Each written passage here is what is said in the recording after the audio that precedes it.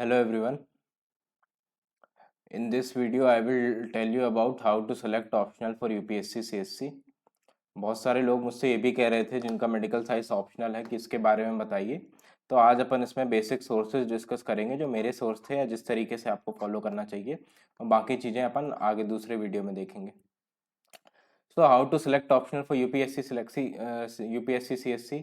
क्या आपको प्रायोरिटीज़ देनी चाहिए, गाइडेंस है कि नहीं ये देनी चाहिए, ग्रेजुएशन है कि नहीं आपका, मार्क्स कितने आ रहे हैं उसमें, कोचिंग कितने आ रहे, कोचिंग है कि नहीं, इंटरेस्ट है कि नहीं आपका, है ना, टॉपर्स ने कौन सा ऑप्शनल लिया ये। तो इसके बाद अपन देखेंगे what are the importance of optional, importance क्या है ऑप्शनल की, and when to complete it, कब पूरा करना है। तो सबसे पहले अगर अपन बात करें प्रायोरिटीज़ की, ठीक है, प्रायोरिटीज़ की, तो अपन ने बहुत सारी चीज़ें देखी। मेरा पर्सनली मानना ये है कि एक तो आपका इंटरेस्ट होना चाहिए। सबसे पहले पे आपको इंटरेस्ट रखना पड़ेगा। अगर आपका इंटरेस्ट इन द सेंस आपको हेट नहीं होना चाहिए इस चीज़ से, ठीक है। कुछ लोग हैं जिन्हें कि जैसे कुछ चीज़ें याद नहीं होती, तो अब वो ऐसा ऑप्शनल ना लें जिसमें बहुत ज़्यादा याद करना है, जैसे एंथ्रोपोलॉजी। इवन अगर आपने मेडिकल साइंस में भी बहुत ज़्यादा याद करना पड़ता है, ऑल्दो इसे बस डॉक्टर ले सकते हैं। तो आपका इंटरेस्ट होना चाहिए। इंटरेस्ट ना भी हो तो आप एटलीस्ट न्यूट्रल हो आपका, है ना, एटलीस्ट आप न्यूट्रल हो। इंटरेस्ट तो जरूरी नहीं है कि पढ़ने में हो सबका, बट एटलीस्ट न्यूट्रल हो आप, यानी कि आप हेट ना करते हो उस सब्जेक्ट को। अगर आप उसको बिल्कुल आपका मन नहीं कर रहा तो फिर दिक्कत होगी आपको। दूसरी चीज, बहुत से लोग नहीं कहते लेकिन मेरा मानना है कि मार्क्स को भी इंपॉर्टेंस देना चाहिए, ठीक है। जैसे कि अगर अपन मेडिकल साइंस ही देखें या कोई भी ऑप्शनल, बहुत सारे ऐसे ऑप्शनल देखेंगे होते हैं जिनमें इजिली 300 प्लस आ जाते हैं टॉपर्स के। और टॉपर्स के इन द सेंस हर साल आ रहे हैं, कंटिन्यूस 300 प्लस आ रहे हैं। और कंटिन्यूस 300 प्लस आने के साथ साथ बहुत सारे इन लोगों के, और मोर देन 280 या मोर देन 290 बहुत सारे लोगों के आ रहे हैं, ठीक है। Many candidates are getting more than 280 और मोर देन 290, यानी कि ये इससे पता चल जाता है कि ऐसे ऑप्शनल में मार्क्स मिल रहे हैं। बट कुछ बहुत ज़्यादातर ऑप्शनल में होता है ऐसा, लेकिन कुछ ऑप्शनल ऐसे हैं, ठीक है, सम ऑप्शनल आर लाइक दैट, कि जिनमें मार्क्स नहीं मिलते हैं। ठीक है, आप कितना भी कर लें, कितना भी पढ़ लें, उसमें मार्क्स नहीं मिलते। और इनमें से एक ऑप्शनल है मेडिकल साइंस। 2021 में मेरा सिलेक्शन हुआ था, मेरे 268 मार्क्स आए थे मेडिकल साइंस में। उस साल थोड़े कम ही आए थे सारे ऑप्शनल में। 268 ठीक मार्क्स कहे जाएंगे बाकी ऑप्शनल की तुलना में भी। और अगर अपन मेडिकल साइंस में देखें तो जो हाईएस्ट मार्क्स हैं वो अराउंड 270s में गए थे, 278 शायद किसी के आए थे, है ना। और ये काफी अच्छे मार्क्स हैं, क्योंकि एक मैम थी उस साल जिनकी 20 रैंक आई थी, शायद 19th रैंक या 16th रैंक आई थी। उनके भी एक के 250 के रेंज में थे और एक के 270 समथिंग थे, 270 23, ठीक है। तो इसमें ज्यादा मार्क्स नहीं आते, जिसमें हाईएस्ट ही इतने आ रहे हैं उसमें कितना होगा। 2022 में भी अगर अपन देखें तो हाईएस्ट अराउंड 280 समथिंग था, 280 की लाइन में 287 या 8 ऐसे था। और उसके बाद अगर अपन सेकंड हाईएस्ट देखें, है ना, हाईएस्ट बस आपको थोड़ी देखना है, आपको और भी बच्चों को देखना है। सेकंड हाईएस्ट अगर अपन देखेंगे तो या तो आपको 270 या इवन हो सकता है 260 की रेंज में मिल जाए। ठीक है, तो इसमें कभी ज्यादा नहीं आते हैं ना, ये हिस्ट्री रही है हमेशा से। मैं तो तैयारी कर रहा हूँ, मैंने बहुत सारे देखे हैं पिछले 6-7 सालों के, और सारे टॉपरों के, और सिर्फ टॉपर के नहीं, पिछले 5-6 टॉपरों के, तो इनपे नहीं आते हैं मार्क्स। तो ये आपको ये ध्यान में रखना है, ऐसा नहीं है कि बहुत कम मार्क्स या बहुत बुरे मार्क्स हैं, ये भी अच्छे मार्क्स हैं, ठीक है नंबर। बट ऐसा नहीं आप उम्मीद कर सकते कि आपके बहुत ज्यादा आ जाएंगे, आपके 300 प्लस आ जाएंगे। इस तरह मैं एग्जाम्पल के तौर पर बता रहा हूँ, ऐसा और भी एक आध ऑप्शनल होते हैं, ठीक है। आप बहुत उम्मीद करके नहीं जा सकते, बिकॉज वो उम्मीद सच नहीं होगी। अभी तक किसी की नहीं हुई तो आपकी भी नहीं होगी। आप ये मत मान के चलें कि आप कुछ एक्सेप्शनल लिखाएंगे। तो पहली चीज अपन ने देखा था इंटरेस्ट, दूसरी चीज आ गई मार्क्स, तीसरी चीज आ जाती है गाइडेंस। गाइडेंस भी जरूरी है, जैसे कि मेडिकल साइंस में इतनी ज्यादा गाइडेंस अवेलेबल नहीं है। गाइडेंस आप बस टॉपर्स की वीडियो देख सकते हैं, और एक आध कोचिंग है, अब मुझे उनका आइडिया नहीं है कि वो कैसी हैं, बट मैंने कोई कोचिंग नहीं की थी तो मुझे उससे इतना वो नहीं हुआ। और है भी नहीं कोई इतनी बहुत ज़्यादा फेमस कि आपको जाके करनी पड़े। तो गाइडेंस की थोड़ी कमी होती है कुछ ऑप्शनल में, और कुछ ऑप्शनल ऐसे हैं जिनमें कि अबंडेंस में गाइडेंस अवेलेबल होती है हर जगह, तो उससे आपको थोड़ी आसानी हो जाती है। गाइडेंस या फिर आप कह दें कोचिंग एक तरह से, है ना। अब कोचिंग करना जरूरी नहीं है, बट मैं कोचिंग या गाइडेंस को एक ही जैसा मान रहा हूँ कि या तो आप कोचिंग कर लें या आपको कोई और सोर्स से गाइडेंस मिल जाए। तो ये है। इसके अलावा अपन ने क्या चीजें देखी थी, तीन चीजें देख ली। इसके अलावा अपन ने देखा था अपन ने क्या देखा, सबसे पहला आ गया इंटरेस्ट, दूसरा आ गया मार्क्स, तीसरा आ गया कोचिंग या फिर अपनी गाइडेंस। इसके बाद आप ये ग्रेजुएशन या टॉपर्स ऑप्शनल, मैं चौथे में ग्रेजुएशन और फिफ्थ में टॉपर्स ऑप्शन रख दूंगा। बट मेरे ख्याल से ये आपकी प्रायोरिटी वो नहीं होनी चाहिए। बहुत ज्यादातर जितने भी टॉप करते हैं, जितने जिनको की टॉप रैंक आती है, टॉप 20 उठा के देख लेना, जिनके सबसे ज्यादा ऑप्शन में मार्क्स आए हैं, ज्यादातर अपनी ग्रेजुएशन के नहीं होते हैं, दूसरे ग्रेजुएशन के होते हैं। ठीक है, दूसरा सब्जेक्ट लेते हैं वो ज्यादातर, एंथ्रोपोलॉजी, सोशियोलॉजी, कोई इससे ग्रेजुएशन थोड़ी करता है, वो ये वाले लेते हैं और इनसे बहुत अच्छे मार्क्स भी आते हैं। तो ग्रेजुएशन मेरे ख्याल से इतना वैल्यूएबल नहीं है, और ये तो बिल्कुल भी वैल्यूएबल नहीं है ना। टॉपर्स ऑप्शनल के मार्क्स, आप टॉपर्स ऑप्शनल ये ना देखें कि उसके बहुत ज्यादा आ गए, कि 310 आ गए, 320 आ गए। अब वो मैंने जैसा कि कहा, बहुत सारे बच्चे आउटलायर होते हैं, है ना। हो सकता है कि एक बच्चे के, जैसे कि मैंने मेडिकल साइंस में बताया, एक मैम के 287 या कितने मार्क्स आ गए थे, लेकिन आप दूसरे का भी तो देखें तो कि उसके तो 260 में आ रहे हैं। तो ये ड्रास्टिक डिफरेंस है ना, बहुत ज्यादा डिफरेंस है। बहुत सारे जिनकी टॉप रैंक आ रही है मेडिकल साइंस से, उनके भी 250 के आसपास नंबर आ रहे हैं। तो ये नंबर काफी कम है। तो आप सिर्फ एक का ना देखें आउटलायर का, बाकी बाकी लोगों का भी देखें, है ना। इसलिए टॉपर्स के कितने मार्क्स आ रहे हैं उससे आपको इन्फ्लुएंस नहीं होना है। देन इंपॉर्टेंस, अब ये दोनों चीजें अलग हैं जो मैं बता रहा हूँ, है ना, कि टॉपर्स के ऑप्शनल में कितने मार्क्स आ रहे हैं और ये जो मैंने मार्क्स बताए, ये मार्क्स आपको ब्रॉड देखने हैं, कि एक है ना, कि हाईएस्ट किसके आए, सेकंड हाईएस्ट, फिर 5 6 7 8 लोगों के देखने हैं कि सब आ रहे हैं कि नहीं, और आपको कंटिन्यूअस देखना है कि ज्यादा आ रहे हैं कि नहीं उस सब्जेक्ट में। टॉपर्स में क्या होता है, टॉपर्स के आपने इस साल जैसे 2022 का आप देख लेंगे, इसके ज्यादा आए, तो ऐसा नहीं है कि जरूरी कि 2021 में भी उस ऑप्शनल से किसी के बहुत ज्यादा आए हो, है ना। या फिर एक हो सकता है वो आउटलायर हो, बाकी सबके कम नंबर आए हो। तो या इस तरीके ये दोनों में डिफरेंस है ना, टॉपर्स के कितने मार्क्स है और मार्क्स। अब इंपॉर्टेंस ऑफ ऑप्शनल क्या है, सबको पता है कि ये मेक को ब्रेक करता है। ऑल दो 500 नंबर बनाता है 1750 में, ठीक है, इतने नंबर का मेंस होता है, इसमें 500 बनाता है। बट इसमें आपको ये आपके एटलीस्ट 3 जीएस के बराबर होता है, बिकॉज इसमें 300 नंबर तक भी आ जाते हैं और जीएस में 100 के आसपास आ रहे हैं, तो ये लगभग 3 जीएस के बराबर होता है। और ये बहुत ज्यादा इंपॉर्टेंट है, क्योंकि इसी से मेक और ब्रेक होता है ना। अगर इसमें आपके ऑप्शन में अगर आपके बिलो 250 आए, तो बहुत ही ज्यादा रेयर चांस है कि आपका सिलेक्शन भी होगा। अगर हो भी गया तो आपके वो अच्छे नहीं आएंगे, है ना, रैंक अच्छी नहीं आएगी, काफी नीचे रह जाएगी। वेन टू, और फिर एक इंपॉर्टेंट क्वेश्चन है, वेन टू कंप्लीट इट, कब आपको पूरा करना है। आई विल स्ट्रिक्टली एडवाइस कि आप बिफोर प्रीलिम्स इसे पूरा कर लें।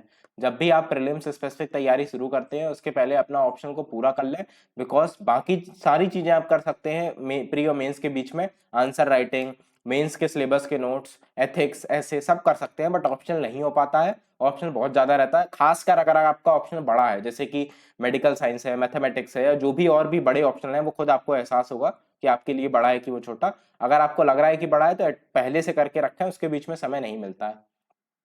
देन जैसा कि मैंने बताया, मेरा ऑप्शनल मेडिकल साइंस था। मेडिकल साइंस कौन लेता है, सिर्फ जो एमबीबीएस करते हैं वही लेते हैं। इसके अलावा अगर आपने कोई भी कोर्स किया है तो आपको मेडिकल साइंस नहीं लेना है, ठीक है। अगर आपने सपोज बीडीएस किया है, या आपने नर्सिंग की है, है ना, या फार्मा, बी फार्मा किया है, तो आपको मेडिकल साइंस नहीं लेना है। सिर्फ जिसने एमबीबीएस किया है वही ले सकता है, इसके अलावा कोई नहीं ले सकता है। अब मेरे सोर्सेस क्या थे ये मैं बता देता हूँ आपको। इसके पहले मैं एक बता दूं कि यहाँ मैं रफली अपने सिर्फ सोर्सेज बता रहा हूँ, ठीक है। यहाँ मैं रफली सोर्सेज और भी कुछ पॉइंट बताऊंगा, कुछ पॉइंट कवर कर रहा हूँ। इसके अलावा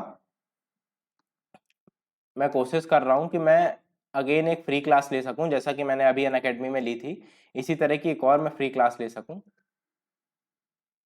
ठीक है। अनअकैडमी में एक और मैं फ्री क्लास ले सकूं, किस चीज के ऊपर होगी वो, ये इसका मेन मोटिव क्या है क्लास लेने का। मेन मोटिव ये है कि आप लाइव डिस्कशन कर सकें। बहुत सारे लोग पूछ रहे थे कि क्या होता है, और अभी मैं ये सोर्स बता भी दूंगा, इसके बाद भी बहुत सारे डाउट्स रह जाएंगे आपके मन में, तो मैं एक एक कमेंट का जवाब नहीं दे सकता, उस समय लाइव बता दूंगा मैं। इसके साथ ही मैं और क्या बताऊंगा, इसके साथ ही मैं आपको एक चीज बताऊंगा कि आंसर राइटिंग कैसे की जाती है, और इससे जो भी आपके डाउट अराइज होंगे आंसर राइटिंग के, मैं अलग अलग तरीके बताऊंगा। इसकी थोड़ी अलग होती है as compare to prof exam, तो वो भी मैं आपको बता दूंगा। ये मेरी क्लास होगी कल, कल होगी, कल शायद 9 है ना, तो 9 है ना, 9th ऑफ अक्टूबर को होगी एट 5 PM, वही समय रहेगा, 5 बजे शाम को होगी। आप लाइव देख सकते हैं, अगर लाइव नहीं देख पा रहे हैं तो बाद में भी देख सकते हैं, बट लाइव देखिए, जिससे कि आप उस समय क्वेश्चन पूछ सके। अगर आपका कोई भी क्वेश्चन हो मेडिकल साइंस या इन जनरल तैयारी से रिलेटेड, तो आप पूछ सकते हैं। इसका लिंक मैं दे दूंगा आपको डिस्क्रिप्शन में भी, और मैं पोस्ट भी डाल दूंगा, उससे भी आप डायरेक्टली आपको क्लिक करना है, ये कम्प्लीटली फ्री है क्लास, कोई भी देख सकता है। तो अपन क्या देख रहे थे, अपन देख रहे थे सोर्सेस। तो सारे सब्जेक्ट्स के लिए you can refer to doctor Parikshit Jain sir notes, है ना, शायद नाम यही है उनका। 3 4 5 5 6 साल पहले उनका सिलेक्शन हुआ था, 280 समथिंग रैंक आई थी। उन्होंने अपने नोट्स बनाए थे मेडिकल साइंस के, वो डाल दिए थे, वो फ्रीली अवेलेबल है इंटरनेट में। अब इनके नोट्स में कुछ इश्यूज हैं, क्या इश्यूज हैं, क्या कमियां हैं इनके नोट्स में? टू मच, बहुत ज्यादा दिया है बहुत सारी जगहों में, too much for certain subjects. आप नोट देखेंगे तो इतने मोटे हैं, वो गत्था जैसे हैं दोनों सब्जेक्ट के। ऐसा क्यों है? बिकॉज बहुत ज्यादा अति दे दिया है उन्होंने कुछ सब्जेक्ट्स के लिए। जैसे कि एग्जाम्पल के तौर पे आप फिजियोलॉजी के उनके नोट्स देखेंगे तो नर्व कंडक्शन के नोट्स आप खुद से बनाएंगे तो मैक्सिमम 3 से 4 पेज में बन जाएंगे, उन्होंने 30 से 40 पेजों में लिखा है उसे। ज्यादातर चीजें काम की नहीं है, ठीक है। अब उनके पास समय था तो उन्होंने बहुत डिटेल में बना लिए, नोट्स भी अच्छे हैं, बट आपके काम के लिए नहीं है। तो आप अगर उनसे पढ़ रहे हैं तो आपको बहुत सिलेक्टिव होना पड़ेगा कि क्या पढ़ना है क्या छोड़ना है। और सर्टेन पार्ट्स आर मिसिंग, सारा वो कंप्लीटली कवरेज नहीं है, अराउंड 75% पार्ट कवर है, 25% आपको खुद लिखने देखने पड़ेंगे सिलेबस से कि क्या उसमें नहीं है, वो खुद आपको बनाना पड़ेंगे। बट इनके बेनिफिट्स क्या है? एक तो रेडीमेड नोट्स हैं, आपको खुद कुछ नहीं करना, आपको बस डाउनलोड करना है और देख सकते हैं आप। And can be use for certain topics not given so well in book, कुछ टॉपिक हैं जो बुक में इतने अच्छे नहीं दिए, जैसे कि एग्जांपल अगेन फिजियोलॉजी से लेते हैं। पोस्चर एक टॉपिक दिया है आपके फिजियोलॉजी के सिलेबस में, उसमें पोस्चरल रिफ्लेक्सेस होते हैं, ये इतने अच्छे नहीं दिए बुकों में, है ना। जो 1 2 बुकें मैंने देखी थी, बट इन्होंने काफी अच्छे से बनाया है, तो आप वो देख सकते हैं। इसी तरह और भी टॉपिक हैं जो उसमें बुकों में इतने अच्छे नहीं दिए, वो देख सकते हैं आप। तो ये आपको कैसे पता चलेगा? जब आप बुक पढ़ेंगे तभी आपको पता चलेगा कि बुक में क्या अच्छा नहीं दिया, और उसके बाद इससे देख सकते हैं। So these notes can be used for value addition, use only for but use only for those topics in which you feel that you have less content, है ना। नॉट फॉर एवरी टॉपिक, आप सारे topic book से पढ़ रहे हैं, BD Chaurasia या जो भी आप बुक फॉलो कर रहे हैं हर सब्जेक्ट के लिए, जो भी बुक्स हैं, उसके बाद आप ऐसा ना हो कि वो सारे टॉपिक फिर इससे पढ़ने लगे, इससे कंप्लीटली समय की बर्बादी होगी। ज्यादा पढ़ने से कहीं कुछ नहीं होगा, आपको रिवाइज करनी है वो चीजें, बिकॉज भूलेंगी आपको वो चीजें। तो अगर आपको कोई ऐसे टॉपिक लग रहे हैं जिनमें जो बुक में इतने अच्छे नहीं दिए है, बुक से आपको समझ नहीं आ रहे, तो आप इसमें देख सकते हैं इनके नोट्स में। हो सकता है इनके नोट्स में भी अच्छे ना दिए हो, बट हो सकता है अच्छे दिए हो जिससे कि आपको समझ आ जाए, तो आप वहां से इसे वैल्यूएट कर सकते हैं। Then follow books that you have read in your MBBS, जो भी बुक्स आपने पढ़ी हैं वही आप फॉलो करिए। Do not go for standard books, ये एक और पॉइंट है, इंपॉर्टेंट पॉइंट है ये, कि do not go for standard books like Robins और हैरिसन, है ना, या और भी स्टैंडर्ड बुक्स होती है, उनके आपको नहीं जाना है। But you can use them for certain topics, you can use them for certain topics, जैसे कि रॉबिन्स में मैलिग्नेंसी टॉपिक अच्छा दिया है, ट्यूबरक्लोसिस अच्छा दिया है।